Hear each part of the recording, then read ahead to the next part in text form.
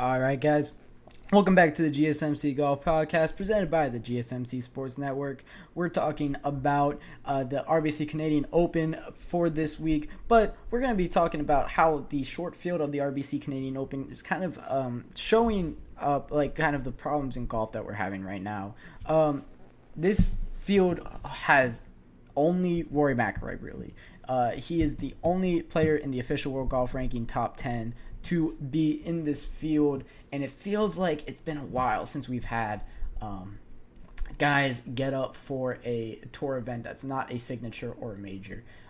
Charles Schwab Challenge, that wasn't a signature or a major, and it had a short field. It had Jordan Spieth and Scottie Scheffler, but those are the only guys I really could talk about. Davis Riley ends up winning that one. Rory McIlroy wins the Wells Fargo Championship. A lot of people played at Quails Hollow. That was a signature event, however. Then CJ Cup, Byron Nelson, another non-signature event. Jordan Spieth was really the only name in that one. Zurich Classic of New Orleans. Rory McIlroy and Shane Lowry won that one, but it was a short field, and it was a partner tournament. Before that, the Punta Cana championship was Billy Horschel. Not a lot of guys get up for that one. And then the Valley Road Texas Open, a lot of the Texans or the Texas guys on the tour got off for that one. Scottie Scheffler, Jordan Spieth, those guys, but not nobody else. I think the last time that we saw a non-feature event get a big field was the Valspar Championship, if I'm not mistaken. It seemed like there was a lot of guys in this field, and now I'm actually going to make sure see kind of how this one's. I mean, yeah, it had Cameron Young, Xander Schauffele, Adam Hadwin, Billy Horschel. You have guys that are known, world golf top 20s in this field, and it was, Justin Thomas is in this field. It's just so disappointing to me to see another event kind of get wasted. The RBC Canadian Open is such a fantastic event, and we're only seeing Rory McIlroy in the official World Golf Ranking top 10 make it into this one. Of course, a lot of these guys are getting ready for the upcoming schedule that is very, very grueling. You have this week the RBC Canadian Open, so they're taking this week off for the Memorial next week, which is in Dublin, Ohio. A lot of guys love that one. That's Jack's course, one of the featured events, one of the most prominent events on the PGA Tour. And then you have the U.S. Open after that. So it's understandable why these guys are taking it off. You got the signature event, and then the U.S. Open, and then the Travelers Championship right after that, which is another signature event. So the next 3 weeks of golf, I promise you, will have heavy fields. But right now, short fields and non-feature event is a problem. And the FedEx Cup points, I mean, there's 500 up for grabs. There's $9.5 million up for grabs, and these guys just aren't getting up for it, which is a little bit unfortunate. I mean, we're talking about no Scottie Scheffler this week, though there are problems. Of course, the saga that's going on with him. No Wyndham Clark, no Xander Schauffele, no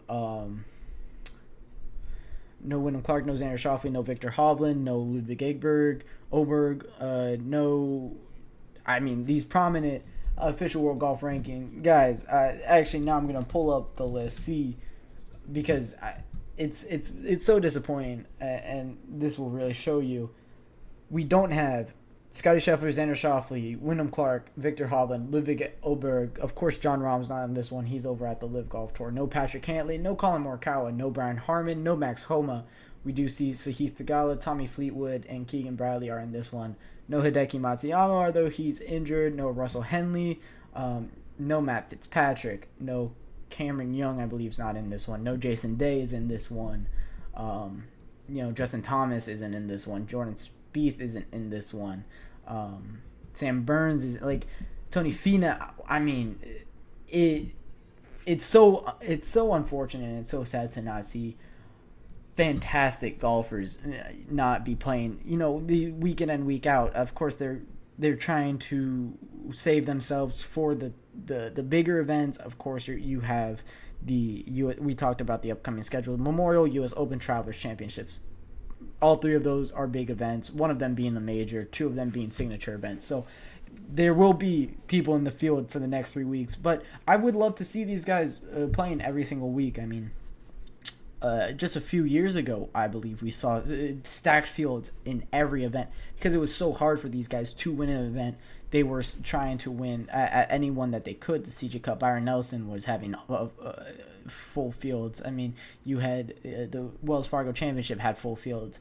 It's just unfortunate to me to not be able to see these huge golfers. Rory McIlroy, of course, is going to be there on almost every single event. Unfortunately, he wasn't there last week, but that's understandable. I'm glad that he's in this field. He's at least somebody that we could talk about. Definitely looking at him to be able to get a third win this year, as he already has two.